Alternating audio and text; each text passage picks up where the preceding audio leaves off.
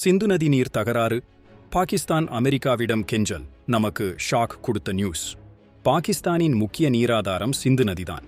1960 உலக வங்கி முன்னிலையில நடந்த ஒப்பந்தப்படி நமக்கு கிழக்கு ஆறுகளும் ரவி, பியாஸ், சட்லெஜ் 30%, பாகிஸ்தானுக்கு மேற்கு ஆறுகளும் சிந்து, ஜீலம், செனாப் 70% பிரிச்சு கொடுத்திருந்தாங்க. ஆனா ஜம்மு காஷ்மீர்ல பாகிஸ்தான் ஆதரவு பயங்கரவாதிகள் சுற்றுலா பயணிகளை கொன்னதுக்கு பதிலடியா இந்தியா சிந்து நதி நீர் ஒப்பந்தத்தையே நிறுத்திட்டதா அறிவிச்சது. பாகிஸ்தான்ல சுமார் 24 கோடி மக்கள் தொகை இருக்கு. அதுல 22 கோடி பேருக்கு சிந்து நதிதான் உயிர்நாடி. முதல்ல ரத்த ஆறு ஓடும், அணுகுண்டு வீசுவோம்னு சவடால் விட்ட பாகிஸ்தான் இப்போ மண்டியிட்டு கெஞ்சி வருது.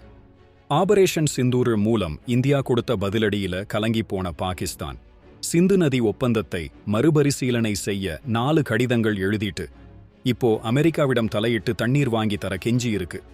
பாகிஸ்தான் முன்னாள் வெளியுறவுத்துறை அமைச்சர் பிலாவல் பூட்டோ அமெரிக்காவுல தண்ணீரை நிறுத்துறது போருக்கு சமம், இது வாழ்வாதார பிரச்சனை, அணு ஆயுதப் போருக்கான அச்சுறுத்தலாக கூட மாறும், அமெரிக்கா தலையிட்டு தண்ணீர் வாங்கி தரணும்னு கெஞ்சி இருக்காரு. தண்ணீருக்காக ஒரு நாடு கெஞ்சும் நிலை இது வெறும் அரசியல் இல்ல, ஒரு தேசத்தோட இருப்பு. உலக நாடுகள் இதுக்கு என்ன தீர்வு காண போகுது? உங்க கருத்து என்ன? இந்த பிரச்சனைக்கு ஒரு நிரந்தர தீர்வு வருமா? கமெண்ட்ல சொல்லுங்க.